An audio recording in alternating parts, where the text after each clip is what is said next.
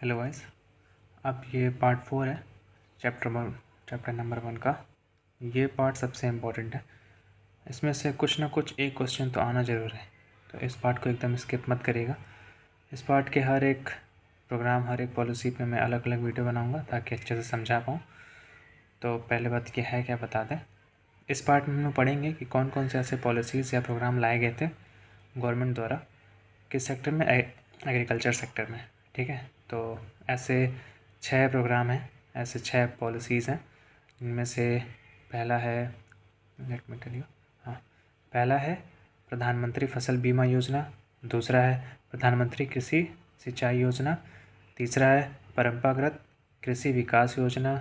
चौथा है rainfed area development program. पांचवा है national watershed development project for rainfed areas. और छठवां है national mission for sustainable agriculture. तो चलिए इस वीडियो में हम लोग पढ़ेंगे ये पहला, जो कि है प्रधानमंत्री फसल बीमा योजना। तो पहले जानते हैं कि है क्या। देखिए, एग्ज़ाम में जब आएगा तो एग्ज़ाम में पॉसिबल है कि वो इस तरह से लिखा रहेगा शॉर्ट फॉर्म में, या फिर हो सकता है 2 मार्क्स क्वेश्चन में भी दिया रहे कि इसका फुल फॉर्म बताइए और इसके बारे में। तो इसको भी ज़रूर याद रखिएगा, PMFBY, प्रधानमंत्री फसल बीमा योजना। तो इसमें है क्या, देखिए, ये जो स्कीम है ये एक स्पॉन्सर स्कीम है, मतलब गवर्नमेंट द्वारा स्पॉन्सर किया गया है।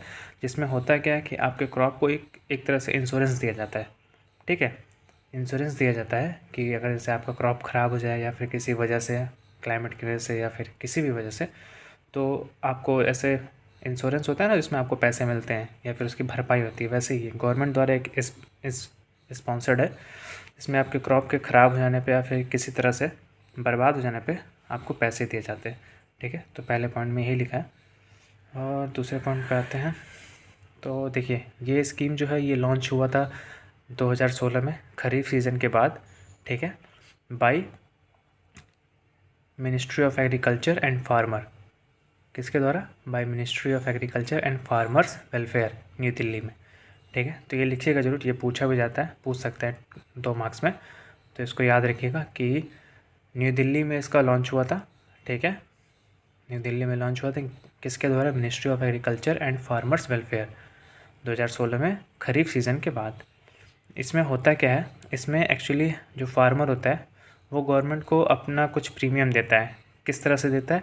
वो अपने 2% of kharif, 1.5% of rabi food and oil seed crops and 5% for annual commercial या फिर हॉर्टिकल्चर क्रॉप्स का। ठीक है, तो देखिए तीसरा पॉइंट क्या लिखा है, it is an actuarial premium based scheme under which farmer has to pay maximum premium of 2% kharif, 1.5% rabi foods and oil seed crops and 5% for annual commercial horticulture crops के लिए। ठीक है, तो एक तरह का प्रीमियम है जिसमें फार्मर को पे करना पड़ता है। अगर वो खरीफ क्रॉप उगाता है तो उसको 2% देना पड़ता है, राबी फूड या फिर ऑयल सीड है तो उसको 1.5%, और अगर एनुअल कॉमर्शियल या फिर हॉर्टिकल्चर क्रॉप्स हैं उसके जैसे एनुअल कॉमर्शियल में जैसे हो जाता है कॉटन हो जाता है, सिल्क हो जाता है, ये सब, और हॉर्टिकल्चर जैसे वेजिटेबल फ्रूट्स, इन सब को क्रॉप्स को अगर वो करता है तो 5% उसको देना पड़ता है। और बाकी जो भरपाई होती है वो स्टेट गवर्नमेंट और सेंट्रल गवर्नमेंट खुद करता है, जो चौथे पॉइंट में लिखा है, the remaining of the actuarial या फिर bidded premium is shared equally by the central and the state government. ठीक है, इस स्कीम का मेन पर्पस यही था कि जो सेटलमेंट हो वो बहुत आसानी से और जल्दी हो जाए। ठीक है, an important purpose of the scheme is to facilitate quick claim settlement. ठीक, इसका जो सेटलमेंट होता है वो 2 महीने के अंदर ही हो जाता है, हार्वेस्ट होने के 2 महीने के अंदर इसको कर दिया जाता है सेटलमेंट। ठीक है, अब चलिए हम लोग इसका ऑब्जेक्टिव जानते हैं, मतलब इसके पीछे का क्या ऑब्जेक्टिव था, इस स्कीम को लाने का क्या मकसद था। ठीक है, तो इसका पहला जो सबसे मेन है, इसको तो ज़रूर याद रखिएगा, भले ही कुछ भी लिखिए पर ये ज़रूर लिखिएगा, to provide insurance coverage and financial support to the farmer in the event of failure of any notified crop as result of natural calamities, pest of disease. किसी वजह से अगर फार्मर का जो क्रॉप होता है वो ख़राब हो जाता है या फिर डिस्ट्रॉय हो जाता है, तो उसको एक तरह से इंश्योरेंस देने के लिए, एक तरह से उसको सपोर्ट करने के लिए फाइनेंशियली, ठीक है, at the time of the any natural calamities, paste या फिर डिजीज़ के समय। ठीक, और होता है कि to stabilise the income of the farmer to ensure their continuous in farming. जो उसका इनकम है, जो फार्मर का इनकम है वो बरकरार है, मतलब ऐसा एकदम पैसा ना, फार्मिंग में अक्सर फार्मर का पूरा पैसा लग जाता है, अगर वो ख़राब हो जाता है तो फिर उनको पैसा नहीं मिल पाता है। अगर उनको कोई पैसा ना दे तो एक तरह से दिया जाता है इंश्योरेंस कि आप करिए, कुछ ख़राब होगा तो आपको सरकार खुद पैसा देगी, तो उनके पास पैसे रहें ताकि वो आगे और फार्मिंग कर सकें आराम से। ठीक है।